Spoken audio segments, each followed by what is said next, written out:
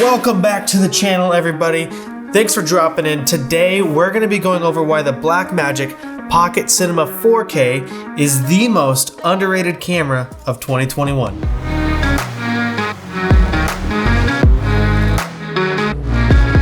Alright, before we get into this juicy content, I just want to share some news with you guys. Last week we posted 2 videos, one camera video and one car video, and we're going to continue that trend for the next, at least, immediate future. So I made a little bit of a content calendar, did a little bit of the responsible thing there. Every midweek, whether it's Wednesdays or Thursdays, expect a camera video, and every Saturday, expect a car video. With that being said, make sure you hit the subscribe button, turn on the little notification bell thing, you know the deal. That way you know every time we release a video.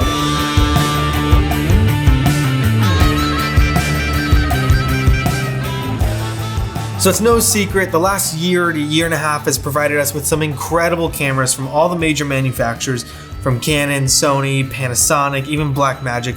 But today I specifically want to talk about why the Pocket 4K is the most underrated with all of today's offerings. Cost is usually the biggest roadblock to anybody purchasing a camera. Camera gear isn't cheap, nor should you expect it to be very cheap for high quality stuff. Well, that's where the Pocket 4K comes in. The body alone is only $1,295 MSRP. Now you can find it maybe $100 or $200 cheaper on the used market, but that's about it considering how well-rounded this camera is. In case you don't know, we're just gonna do a quick overview of its overall specs. We're not gonna go too crazy, but just let's get a good foundation of what the camera is. The Pocket 4K features a micro four thirds sensor and mount with a maximum resolution of 4096 by 2160. In layman's terms, it shoots 4K on a smaller sensor.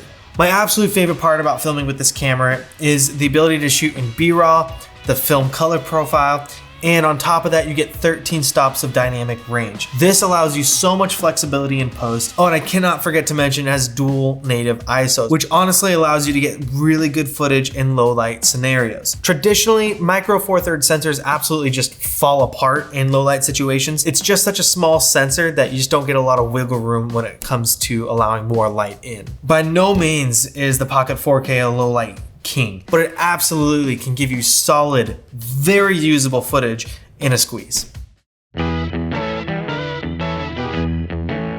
When the camera's built, it absolutely can be a tank. When you've got a big old cage on it and an external SSD and a big old lens, maybe some rails and some handles and other things like that, it definitely can get heavy. But if you're really going for that run and gun situation with the Pocket 4K, you absolutely can get away with throwing an LPE6 battery in it, slapping a native lens on, and you are running for the races. This is a pro and kind of a con for the camera. Modularity is absolutely a pro for the camera, but it does have a con in a sense that this camera is so extremely affordable that it doesn't come with some of the features you find commonly in some of its competitors. That being said, you put a good cage on this and you slap some rails on, and the ability to build out a filmmaking beast is honestly limitless. When my camera is fully built, it does live in a cage, and then I have the Viltrox micro four thirds to EF mount adapter, and I use the Sigma 18 to 35. You slap an SSD on top for recording to, and occasionally I'll throw on an external monitor. I'll even occasionally hang a Zoom H5 off the side of it if I'm in a running gun scenario where I want to get good audio. So on the side panel, you are equipped with a full-size HDMI port, a 3.5mm headphone jack, 3.5mm microphone jack, a USB-C port that allows you to record externally to an SSD, and lastly you get a 12-volt power jack, and the camera does come out of the box with a power supply, so that option is readily available. With the current firmware, you get a ton of options to record at. Anywhere from 1080p 120 all the way up to anamorphic 4K at 60 frames per second. In terms of resolution and frame rates, you just get a ton of options.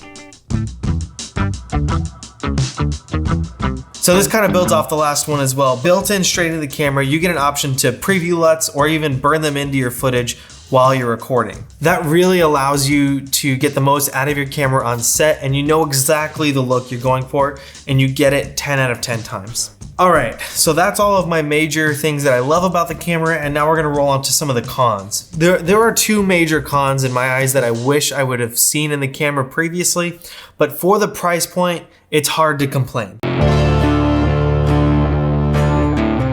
Obviously, just by looking at the shape and ergonomics of the camera, it is not meant to be the ultimate run and gun. That being said, if you're looking for something with IBIS or even equipping this to stabilize, there are a ton of gimbals out there that will fly this no problem at all, even with a built-out cage and massive lenses.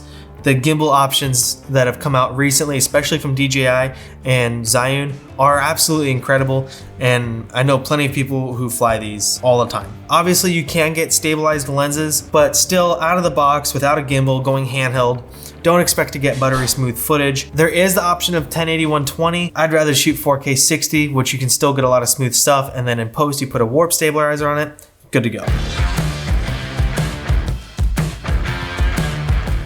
The autofocus is absolute trash. It is a contrast-based autofocus, which is just absolutely terrible. I've even tried it with native micro four thirds lenses, and it'll get you in the ballpark, but it's honestly just terrible. So not a whole lot to say more about that. That's pretty much it. It's terrible. Actually, I take that back. Make Art Now did find a way to use DJI's the Ronin SC or whatever their newest gimbal is that came out, I want to say in the last 6 to 8 months. It's escaping my brain at this very moment. It does have an attachment that you can essentially make any lens autofocus, and it was pretty dang good. Watching his review on it, I'll link that in the description. But when he came out with that video, that was absolutely something I was like, oh, I need this for my camera. That would be really awesome. Now, the 5-inch display on the back of the camera is pretty dang good. There has never been a moment where I didn't think I was getting an accurate representation of my shot. The screen is solid, and I'll stand behind that 10 out of 10 times. What I don't love is that it is in a fixed position. Even the 6K Pro now has tilting arms on it, so it can come out a little bit and tilt, which that alone would be amazing to have on the 4K, but let's be real, we all want flip out screens, but until then, HDMI monitors are just gonna have to be our saving grace. All right, on to what I think is arguably the biggest downside to owning a pocket camera, and that is that it runs off of the Canon LPE6 batteries. Now, these are really good battery. I've used them in a ton of other cameras before, and they're pretty decent. I would say, like, I've never had a complaint with them. They always last a long time. This is even an off-brand Wasabi battery, which I highly recommend getting these versus the Canon name brand ones that are $60 a piece. You can get a 2-pack of these with a USB charger for like $30 on Amazon. So the bang for your buck is just solid with these. However, with the pocket camera, these only allow you 40 minutes of battery life. Now, that may sound like it's a lot of time, but it truly isn't. That's essentially like your setup time. You get your shot, you do a little testing, make sure everything is set right, and then you're at like 10% battery. So you instantly need to swap out for a new battery, which I honestly always recommend putting a new battery at the beginning of a shoot anyways, but it's not even just a recommendation, it is a literal need if you're gonna be using the LPE6 batteries. So you must know that if you're gonna use the LPE6 batteries, you better buy a lot of them because you are going to need every single one of them. With that being said, there are some great alternatives to powering the camera. First and foremost, it comes with a power supply out of the box. This came from the factory, brand new box. You get this little power supply. It's just a normal power plug, and it plugs into the power port on the camera. It's not like the dummy batteries that you find on a lot of other cameras. 80% of the time I'm using the pocket camera, I would say I'm using one of these because I'm in a studio type setting. If you're near an outlet, do yourself a favor, just plug it in, you'll be good to go. However, if you do want to be more mobile, there are options for that as well. The most common and most efficient way to do it is to get a V-mount battery. The reason I don't like them, number one, is that they're huge and clunky. And number two,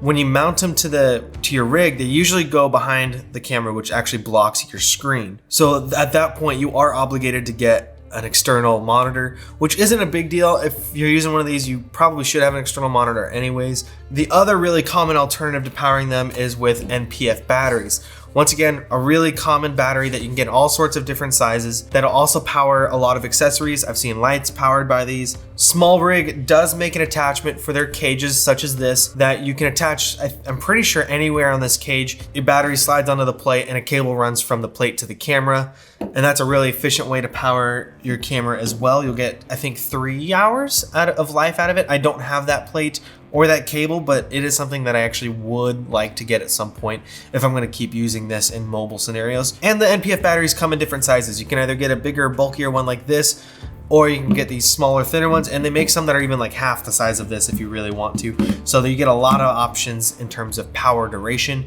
and weight. So just know, if you're getting a pocket camera, be aware that you are likely gonna have to overcome a hurdle of power in terms of what batteries to get, how many batteries to get.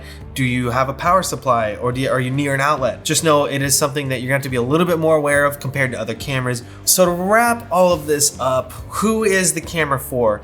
And honestly, I would start by saying there isn't a whole lot of people or industries that the camera isn't for. First and foremost, I would say it's not a vlogging camera. This isn't gonna be your run and gun vlog camera, considering there is no IBIS, there's no autofocus, and it's just weird shaped. It's ergonomically, it's funky. So it's not your daily run and gun vlog camera, but it is it is through and through a true video camera, and it does video incredibly well. And that is absolutely why I think the Blackmagic Pocket Cinema 4K is the most underrated camera of 2021. Its price to performance, its affordability, its ability to shoot in B-RAW, you upload your own LUTs, 13 stops of dynamic range, dual native ISO. We could go on. This camera is an absolute unit. If you are in the market for this camera, that $1,300 price tag can be a little bit misleading, but you are getting a great camera for that price. Just know, if you're gonna build it out, expect to spend around $3,000 to $4,000. I did put together an Amazon cart of like an essential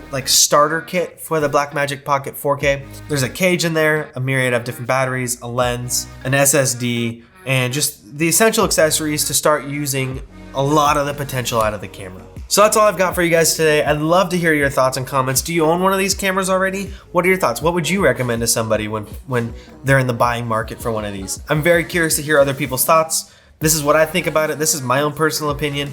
I've had this camera for almost 2 years now, and I'm still super, super happy with it. But I'd love to hear your guys' thoughts. All right, we gotta put this thing away. Thanks again for watching. Stay tuned for Saturday's video. That's gonna be a really good one. Don't forget, camera video and car video every single week. Make sure you like, subscribe, and comment, share with a friend. We look forward to do more of this stuff, guys. I hope you guys are enjoying this.